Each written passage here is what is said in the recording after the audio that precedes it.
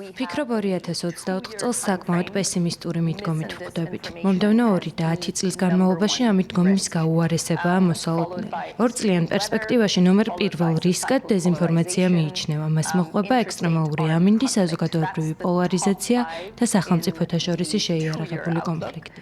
იმის გათვალისწინებით, რომ მომხმარებლებზე მორგებული ხელოვნური ინტელექტის სისტემები, როგორიცაა ChatGPT, მარტივად ხელმისაწვდომი გახდა, სულაც არაა გასაკვირი, რომ დეზინფორმაციის გავრცელება ნომერ პირველ რისკად მიიჩნევა მოკლევადიან პერსპექტივაში.